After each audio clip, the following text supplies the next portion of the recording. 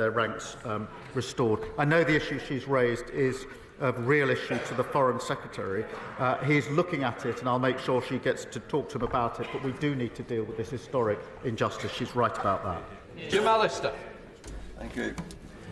Given the strategic commitment to Irish unity in the programme for government of the new government in Dublin, can I ask the Prime Minister whether he and his government have a strategic and economic interest in retaining Northern Ireland within the United Kingdom?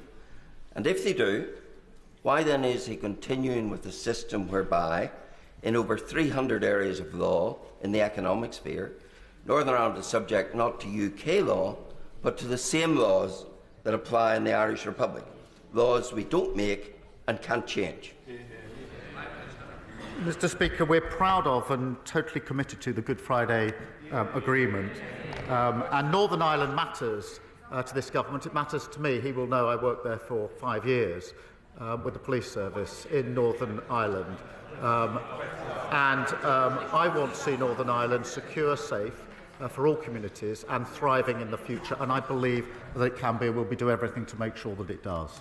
Alvin Bailey. Thank you, Mr. Speaker. Tomorrow marks the 20th anniversary of the loss of Royal Air Force aircraft X-Ray Victor 179 and the 10 UK service personnel that were killed on board. Known to their friends as Steady, Smudge, Gary Nick, Pards, Gibbo, Richie, Bob, Dave, Jonesy and Paddy. These people were killed on a routine flight between Baghdad and Balad as a result of a poorly protected aircraft. This was the largest single loss of life in the Iraq War. Would the Prime Minister join with me to thank and recognise our service personnel for their service and their sacrifice, and the stoicism of their family as we join to commemorate such a tragic moment?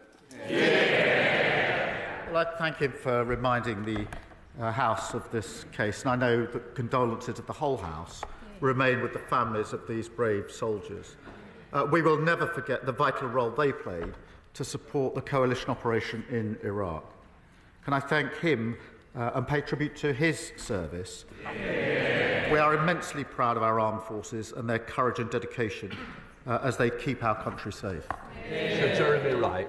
Speaker, the Prime Minister may know that this time last week, representatives of those who've been injured seriously by COVID vaccines were giving evidence to the COVID inquiry, including my constituent Kate Scott. I hope he also knows that the compensation available to those people isn't adequate and isn't adequately accessible. I'm grateful to the Health Secretary for the thought I know he is giving to how that position may be remedied. But can I ask the Prime Minister to give his personal support to that objective? Not just because it's the right thing to do for the people affected, but also because it will support the objective we should all share to maintain public confidence in vaccination. Well, thank you for raising this, and as he says, the Health Secretary is looking at it, and I can assure him I will also look at it with the Health Secretary, and we will get back to him as we do so. Rachel Taylor. Thank you, Mr. Speaker. This week I heard a story from an elderly resident in Bedworth. Colin Basra phoned the GP surgery to make an appointment for his elderly wife and was told no appointments would be available for 3 months. Does the Prime Minister agree with me that this is utterly shocking and horrifying and is a direct result of 14 years of neglect by the party opposite? I thank her for raising it. She's right to raise it. She's absolutely right. The damage they did to the NHS was absolutely unforgivable.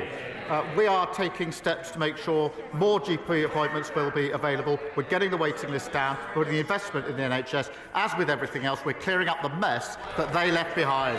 Final question, Andrew Rosender. Thank you, Mr. Speaker. The Prime Minister should know that my constituents in Romford are shocked, angry and dismayed by the suggestion by the ONS that the population of this country will rise to 72.5 million by 2032. Mr. Speaker, that's 500,000 people a year, which is unsustainable.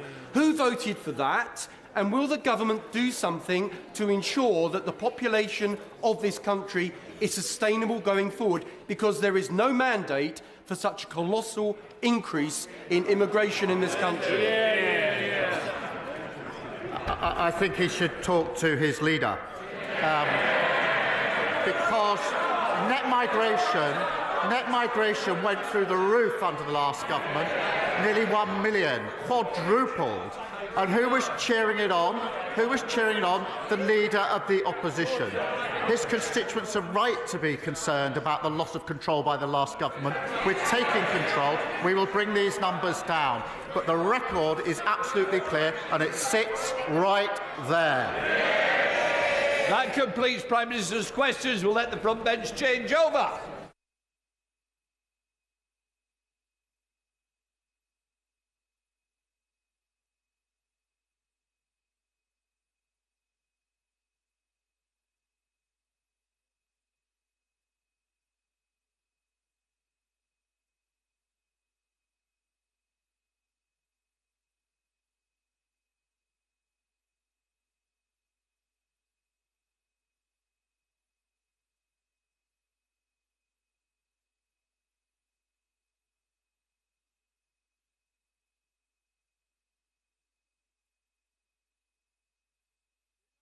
To the statement, I call the Chief Secretary to the Treasury.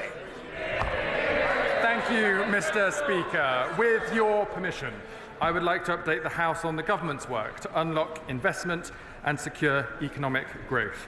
This is the #1 mission of this government, Mr. Speaker, because without growth, we cannot deliver on the priorities of the British people. It will mean that we can't cut NHS waiting lists or rebuild our schools or put more police on our streets. This is why our pursuit of growth is our first mission, putting our country on a new path towards a brighter future after 14 years of failure from the Conservatives. By helping businesses to invest and create wealth, they can provide jobs and opportunities that change lives, putting more pounds in people's pockets and rejuvenating communities across the country. And we have seen progress here already, Mr. Speaker, with huge private sector investments into our country since this government came into service. But now we must go faster and we must go further. We must help businesses and places to achieve their potential. And we do this by being an active and strategic state, one that works in true partnership with businesses, investors and local leaders to deliver for the British people in every corner of the country. This principle was at the heart of the Chancellor's speech earlier today in Oxfordshire, where she announced the latest steps this government is taking to drive growth across the country. And I am pleased, Mr. Speaker, to update the House on these announcements now. The economic growth that we are pursuing, Mr. Speaker, must reach into every town, city and community across the United Kingdom. Inclusive growth for everyone, not just for those at the top. Because there is untapped talent and unrealised opportunity throughout the country, and we cannot let that go to waste any longer. If we can raise the productivity of major cities like Manchester, Birmingham and Leeds just to the national average, then we will deliver an extra £33 billion in economic output. So I can confirm that our plans for regional growth will be hardwired into the spending review, into the infrastructure strategy, into the industrial strategy and into our approach to trade and investment. We are already providing £200 million of funding to support development of a new mass transit system in West Yorkshire. And at the autumn budget, we secured improved connections between towns and cities from Manchester through to York. And we are developing our plans to further improve connectivity in the north and across the country through our 10-year infrastructure strategy, which will set out our long-term vision for social and economic infrastructure across the country. Today, Mr. Speaker, we are progressing with the Wrexham and Flintshire Investment Zone, focusing on the area's incredible strengths in advanced manufacturing to leverage in £1 billion of private investment and to create up to 6,000 new jobs. As the Chancellor announced at Davos last week, the Office for Investment will work hand in hand with local areas to develop opportunities for international inward investment, starting with Liverpool City Region and North East Combined Authorities, while the National Wealth Fund will build on its strengthened combined authority engagement to build a pipeline of investable propositions with mayors, starting with strategic partnerships in Glasgow City region, West